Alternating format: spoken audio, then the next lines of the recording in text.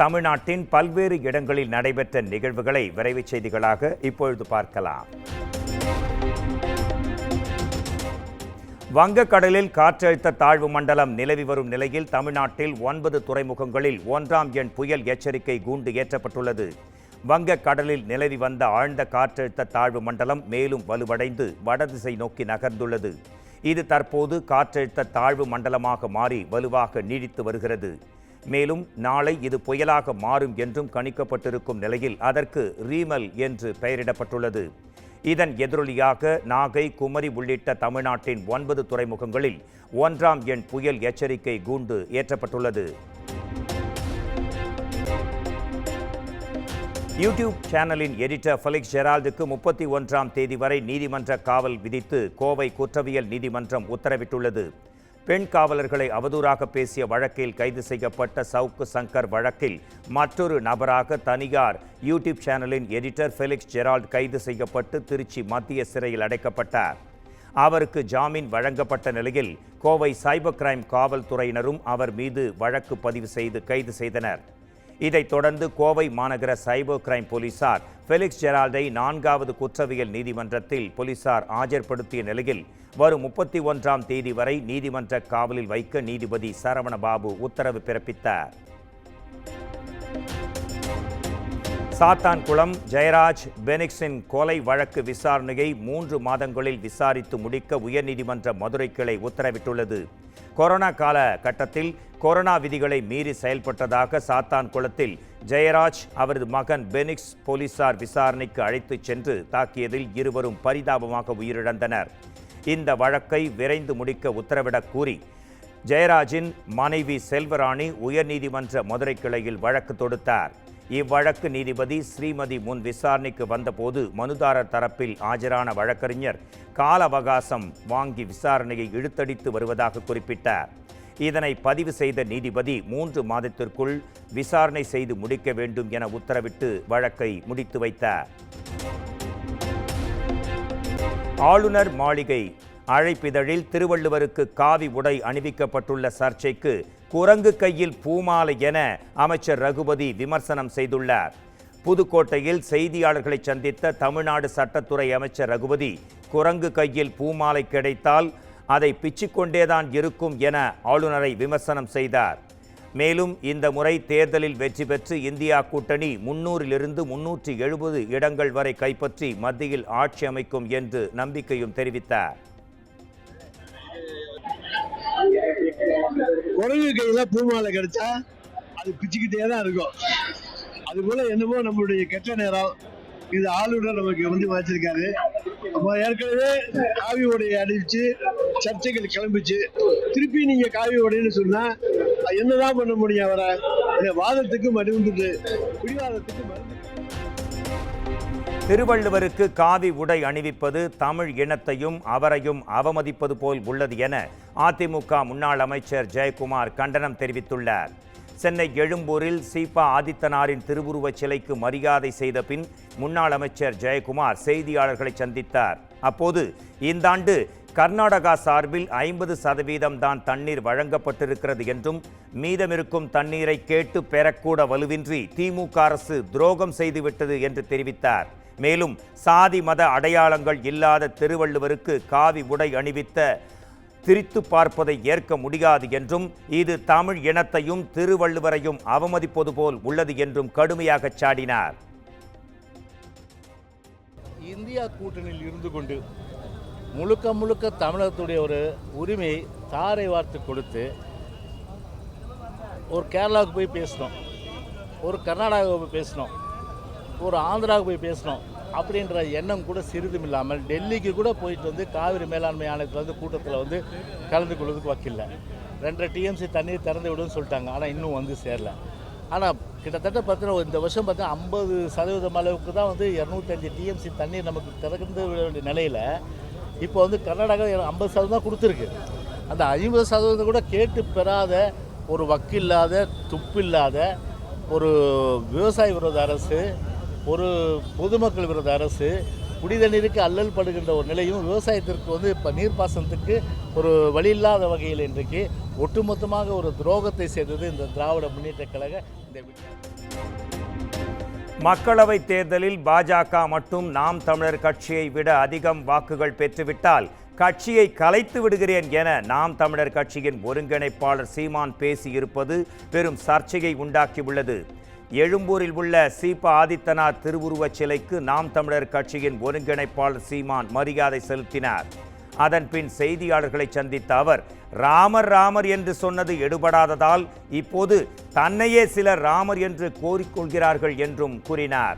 தைரியமான ஆளாக தனித்து போட்டியிட்டு காட்டுங்கள் என்று சவால் விடுத்த சீமான் ஜூன் 4ஆம் தேதி வெளியாகும் மக்களவைத் தேர்தல் முடிவுகளில் தனிப்பட்ட முறையில் பாஜக மட்டும் நாம் தமிழர் கட்சியை விட அதிக வாக்குகளை பெற்றுவிட்டால் தான் கட்சியை கலைத்துவிட்டு செல்கிறேன் என்று ஆவேசமாக பேசினார். 10 வருஷம் எப்படிப்பட்ட ஒரு ஆட்சியின்களை வாழ்ந்துருக்கோங்கிறத நினச்சி பெருமைப்படுங்க. ராமர் ராமர்னு சொல்லி பார்த்தார் எடுபடல, நானே ராமர்ன்ட்டார். அவர் கோயில் கட்டல, அவருக்கு வீடு கட்டிக்கார். அதாவது பரமாத்மா ஆட்சி எப்படி இருந்திருக்கு பார்த்தியல்ல, சொல்கிறாரு நானே பரமாத்மாங்கிறாரு. பரமாத்மா ஆட்சி 10 ஆண்டு எப்படி இருந்திருக்குன்னு பாருங்க. ஐயோ, இப்படிப்பட்ட ஒரு பாவியை பரமாத்மா அனுப்பிச்சி வச்சிருக்காரு பாருங்க. அரசு பள்ளி மாணவர்களின் கல்வி செயல்பாடுகளை அறிந்து கொள்ள செல்போன் இல்லாத பெற்றோர்கள் குறைந்த விலையிலான ஸ்மார்ட் போனை வாங்க வேண்டும் என பள்ளிக்கல்வித்துறை பரிந்துரைக்க உள்ளதாக அறிவித்துள்ளது. தமிழ்நாடு முழுவதும் அரசு பள்ளி மாணவர்களின் அன்றாட கல்வி செயல்பாடுகள் பெற்றோர்களுக்கு வாட்ஸ்அப் மூலம் தெரிவிக்கப்படுகிறது. இதற்காக வரும் கல்வியாண்டில் 1,25,00,000 பெற்றோர்களின் மொபைல் எண்கள் வாட்ஸ்அப் குழுக்களில் மூலம் இணைக்கப்பட உள்ளன. இந்நிலையில் ஸ்மார்ட் போன் இல்லாத பெற்றோர் குறைந்த விலையிலான ஸ்மார்ட் போன்களை வாங்க பரிந்துரைக்க உள்ளதாக பள்ளிக் கல்வித்துறை தெரிவித்துள்ளது. பொதுத் தேர்வில் சாதனை படைத்த மாணவர்களுக்கு நடிகர் விஜய் பரிசளிக்கும் நிலையில் அதற்கான பாஸ் வழங்கும் பணி தொடங்கியுள்ளது. கடந்த ஆண்டு தொகுதி வாரியாக 10 மற்றும் 12ஆம் வகுப்பு பொதுத் தேர்வில் முதல் 3 இடங்களை பிடித்த மாணவர்களுக்கு நடிகர் விஜய் பரிசு வழங்கி கௌரவித்தார். தற்போது தமிழக வெற்றிக் கழகம் என்ற பெயரில் அரசியல் கட்சியை தொடங்கியிருக்கும் அவர் இந்த ஆண்டும் பொதுத் தேர்வில் சாதனை பெற்ற மாணவ மாணவிகளுக்கு விரைவில் பரிசு வழங்க உள்ளார். அவ்வகையில் தேர்வு செய்யப்பட்ட மாணவ மாணவிகள் பரிசளிப்பு விழாவில் பங்கேற்பதற்கான பாஸ் வழங்கும் பணியை தமிழக வெற்றிக் கழக நிர்வாகிகள் தொடங்கியுள்ளதாக தகவல்கள் தெரிவிக்கின்றன. அபுதாபியில் உள்ள நாராயண் கோயிலில் நடிகர் ரஜினிகாந்த் சுவாமி தரிசனம் செய்தார். வேட்டையன் திரைப்படத்தின் படப்பிடிப்பு நிறைவடைந்த நிலையில் நடிகர் ரஜினிகாந்த் ஓய்வுக்காக துபாய்க்கு பயணம் மேற்கொண்டுள்ளார். அந்த வகையில் அபுதாபியில் உள்ள நாராயண் இந்து கோயிலில் இன்று அவர் சுவாமி தரிசனம் செய்தார். அப்போது கோயிலில் இருந்த துறவி ஒருவரின் காலில் விழுந்து ரஜினிகாந்த் ஆசி பெற்றார். இது தொடர்பான வீடியோ மற்றும் புகைப்படங்கள் சமூக வலைத்தளங்களில் ட்ரெண்டாகி வருகின்றன.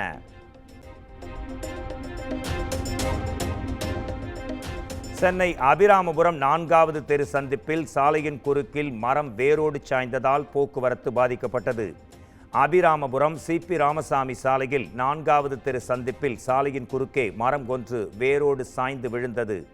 இதில் சாலையோரத்தில் நிறுத்தி வைக்கப்பட்டிருந்த கார் மற்றும் இருசக்கர வாகனம் சிக்கிக்கொண்டது. நல்வாய்ப்பாக இதில் யாருக்கும் காயம் ஏற்படாத நிலையில் மரத்தை அப்புறப்படுத்தும் பணியில் மாநகராட்சி ஊழியர்கள் ஈடுபட்டனர். இதனால் அந்த சாலையில் போக்குவரத்து பெரிதும் பாதிக்கப்பட்டது. கோவை மாவட்டம் ஆழியார் கவி அருவியில் காட்டாற்று வெள்ளம் கரைபுரண்டோடுவதால் சுற்றுலா பயணிகள் செல்ல தடை விதிக்கப்பட்டுள்ளது. தமிழகம் முழுவதும் கடந்த சில வாரங்களாக கனமழை பொழிந்து நீர்நிலைகள் நிரம்பி வருகின்றன. இந்நிலையில் வால்பாறை, கவர்கல், வாட்டர்ஃபால் எஸ்டேட், சண்முகா எஸ்டேட், காடம்பாறை, அட்டகட்டி போன்ற பகுதிகளில் இன்று காலையிலிருந்தே மழை பொழிந்த வண்ணம் இருந்தது. இதன் காரணமாக ஆனைமலையை அடுத்த ஆழியார் கவி அருவியில் திடீர் காட்டாற்று வெள்ளம் ஆர்ப்பரித்து கொட்டியது. இதைத் தொடர்ந்து ஆழியார் வனத்துறை சோதனை சாவடியில் சுற்றுலா பயணிகளுக்கு அனுமதி மறுக்கப்பட்டு திருப்பி அனுப்பி வைக்கப்பட்டனர். இந்த வாரத்தில் மட்டும் கவி அருவியில் 2வது முறையாக வெள்ளப்பெருக்கு ஏற்பட்டுள்ளது குறிப்பிடத்தகுந்தது. வேலூர் மாவட்டம் குடியாத்தம் அருகே 5 லட்சம் ரூபாய் மதிப்புள்ள 750 கிலோ செம்மரக்கட்டைகளை பறிமுதல் செய்த வனத்துறையினர் ஒருவரை கைது செய்து விசாரணை நடத்தி வருகின்றனர். குடியாத்தம் வனச்சரகத்திற்குட்பட்ட கள்ளப்பாடி காப்பு காட்டில் கள்ளத்தனமாக செம்மரக்கட்டைகளை வெட்டுவதாக வனத்துறையினருக்கு ரகசிய தகவல் கிடைத்தது. அதன் அடிப்படையில் தீவிர ரோந்து பணியில் வனத்துறையினர் ஈடுபட்ட போது செம்மரக்கட்டைகளுடன் நின்று கொண்டிருந்த கேவி குப்பம் பகுதியைச் சேர்ந்த முனிராஜ் என்பவரை கைது செய்தனர். இதைத் தொடர்ந்து 750 கிலோ எடை கொண்ட 15 செம்மரக்கட்டைகளை வனத்துறையினர் பறிமுதல் செய்து விசாரணை நடத்தி வருகின்றனர். குன்னூர் சிம்ஸ் பூங்காவில் 64வது பழக்கண்காட்சியை மாவட்ட ஆட்சியர் தொடங்கி வைத்தார்.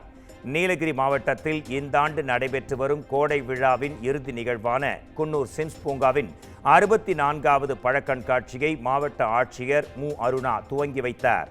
இதில் 5.50 டன் பழங்களை கொண்டு வடிவமைக்கப்பட்டுள்ள கிங்காங், ராட்சத நத்தை, காட்ஸிலா உள்ளிட்டவை மக்களை வெகுவாக கவர்ந்தது. இதனை பார்வையிட்டு பின் பேசிய ஆட்சியர் இந்த ஆண்டு கோ ஆர்கானிக் என்ற தலைப்பில் கண்காட்சி நடைபெற்று வருவதாக கூறினார். இன்றைக்கு நம்மளோட 150th year of Sims Park celebrate பண்றோம். அதுல நம்மளோட ஃப்ரூட் ஷோ வந்து கோயின்சைட் ஆயிருக்கு. இந்த ஃப்ரூட் ஷோல நம்ம 64th ஃப்ரூட் ஷோ.